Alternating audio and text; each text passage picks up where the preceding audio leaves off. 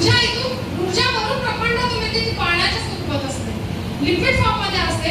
ज्या वेळेला ते आपण नामाचं भगवंताच्या स्तोत्राचं मंत्रांचं पठण करतो तेव्हा इथे आपलं सहस्रार चक्र आहे. या सहस्रार चक्रामधून आपण पृथ्वीवर राहतो, गुरुत्वाकर्षण खाली आहे म्हणून आपल्या शरीरामध्ये 7 चक्र आहेत. सहस्रार, आज्ञा, विशुद्धी, अनाहत, मणिपूर, स्वादिष्ठान आणि मूलाधार. ती मूलाधार चक्रामध्ये जाते आणि एकदा का मूलाधार चक्रामध्ये ऊर्जा साठत गेली तर ऊर्जेचा प्रवाह वर आल्यानंतर मूलाधार, स्वादिष्ठान आणि मणिपूर ही 3 चक्र आपल्याला भौतिकामध्ये गुंतवून ठेवतात. हे मला पाहिजे, हे मलाच मिळालं पाहिजे या वासना निर्माण करतात. आणि म्हणून तुकाराम महाराज सांगतात, तुका म्हणे देह भरिला विठ्ठले, काम क्रोधी गेले भगवंताच्या नामाची ती ऊर्जा भरा. ते नुसतं कीर्तनामध्ये अभंग सांगण्यासाठी तुकाराम महाराजांनी नाही सांगितलंय. करून बघा, करून बघा, त्याच्यानंतर आपली जीवनशैली कशी बदलते.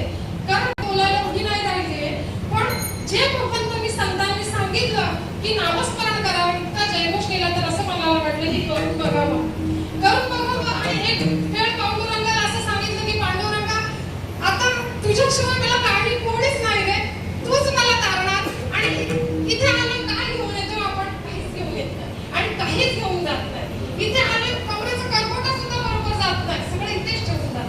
मग त्याला सांगितलं की देवा, श्वास पण तुझाच आहे, काय माझा, मग श्वासा गडीत तुझं नाव निघालं पाहिजे असं फक्त मागितलं. आणि परिणाम असा खूप काही येतं म्हणून नाही बोलत, पण परिणाम असा जाणवायला लागला की एक पाऊल टाकलं की विठ्ठल नाम आपोआप चालू होतं, दुसरं पाऊल टाकलं की विठ्ठल नाम आपोआप चालू होतं. ही आपण मागायचंय त्याच्याकडे, कारण माग तयार असते. पांडुरंगा मला सुख दे, गाडी दे, बंगला दे, मुली जाऊ दे, नातवंड बघू दे, सगळी लिस्ट तयार असते. पण आपण त्याला कधी मागत नाही. तेव्हा तू मला दे, तू दे, तू मला पाहिजे, बाकी मला काहीच नको. ज्या वेळेला ते मागू तेव्हा आपण मुक्त होऊन त्याच्या चरणाशी जाऊया. विठ्ठल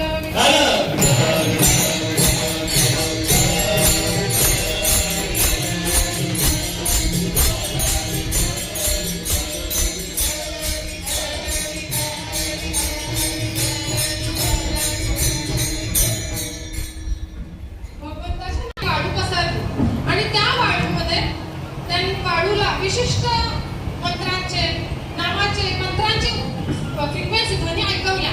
त्याच्यानंतर जे आपण रिझल्ट समोर आला त्या म्हणजे त्या थाळीवर वेगवेगळ्या आकृत्या तयार होतात. तर तुम्ही गुगल करून बघू शकता. मग ज्या वेळेला भगवंताचं नामस्मरण आपण करतो, स्तोत्राचं पठण करतो, नामाचं मंत्राचं पठण करतो, तेव्हा वर ब्रह्मांडामध्ये असलेल्या ऊर्जेशी, वैश्विक ऊर्जेशी आपण या पिंडा आणि ब्रह्मांड वेगळं नाहीये, तिथून आपण एक संपूर्ण दिवस तुम्ही करून बघा.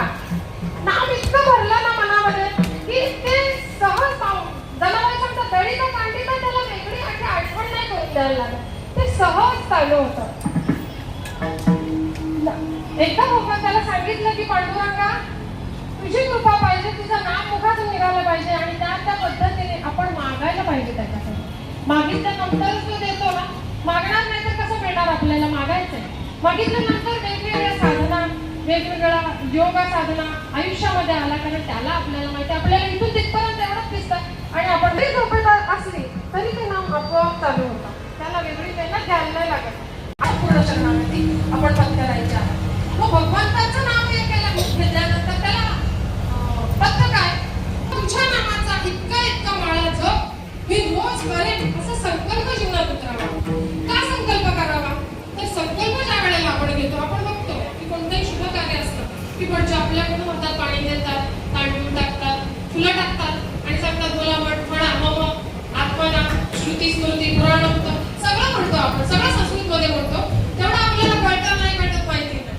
पण तसं जरी नाही काय सांगितलं तरी हातात पाणी देऊन आपलं नाव सांगितल्यानंतर पाणी आलं म्हणजे जलतत्व आलं, अग्नीसमोर आपण बसलेलो आलो म्हणजे अग्नितत्व आलं, पृथ्वीवर बसलो म्हणजे पृथ्वी तत्व आलं आणि आकाशाखाली आकाश